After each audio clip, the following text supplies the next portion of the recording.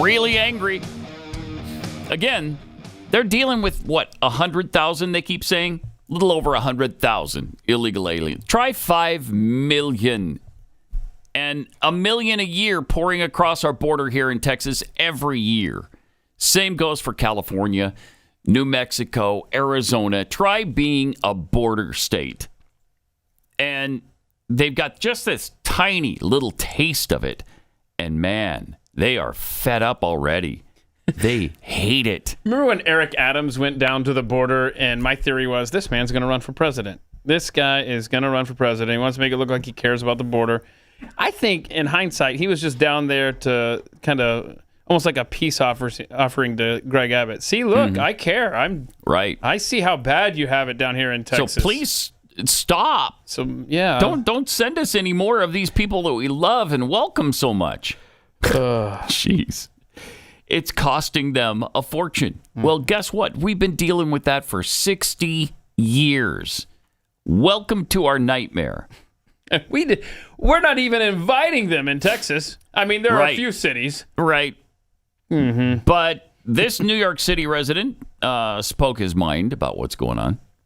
My message is close the border, vet these people. Mind. Like, how come they get to cut the line in front of millions of people waiting? They're waiting to come to America the right way, but they get pushed in front. The migrants, the illegal migrants, they get everything. They put them first, put Americans last. We need to be America first, not Americans last. Thank you. Do you think that AOC was responsive to messages like this? No, she cut her little press conference early because of us. She kept on talking the same thing. Housing for migrants, work for migrants. But what about our homeless veterans? What about our homeless Americans? Right. She puts the migrants first, us last. That is so great. Thank you for noticing. Yeah, just remember that in November. Yeah, right. They wouldn't have noticed, by the way, had Greg Abbott not started this. The busing people to the Northeast has been one of the most successful political moves of all time. Mm-hmm. And it's one of the reasons I cut him some slack on the other stuff. I mean, this is brilliant. It has woken up the Northeast corridor to what's going on here in at the border.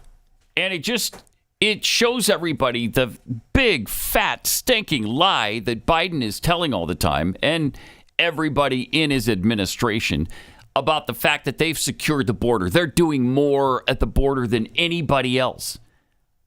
What? I mean, people know for a fact that's not true. And yet they're still saying it. They still have the guts to say it.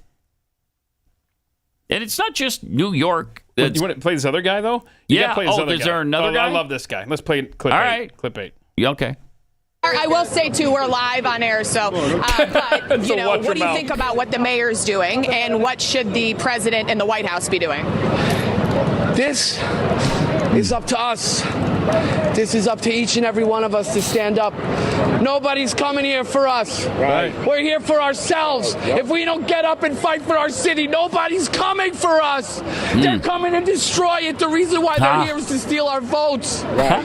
We're not going to be able to live. They're stealing our votes, our kids' future, my birthright, our United States' great city that I refuse to leave. Do you understand? Nobody's coming for us.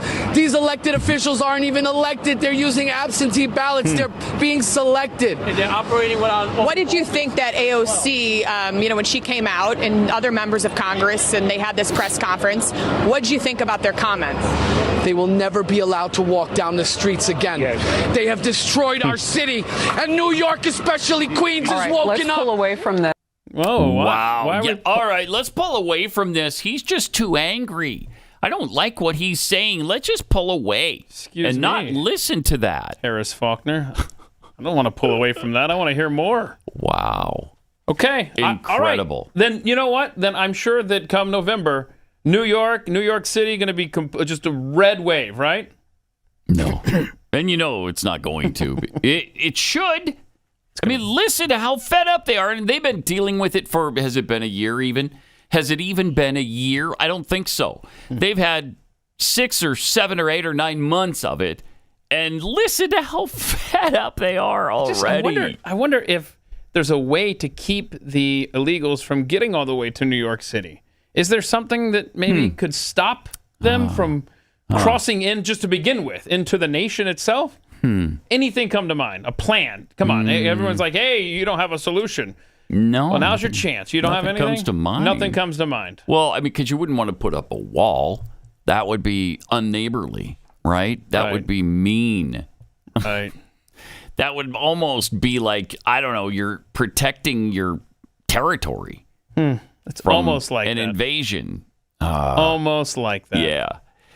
Yeah, and he will not. Okay, it has been a year. He started it in August. Okay, it's been barely a year, just slightly over, and they can't handle it. Cannot handle it. And Biden still is committed to not building the wall. In fact, they're selling the materials that we were using to build it.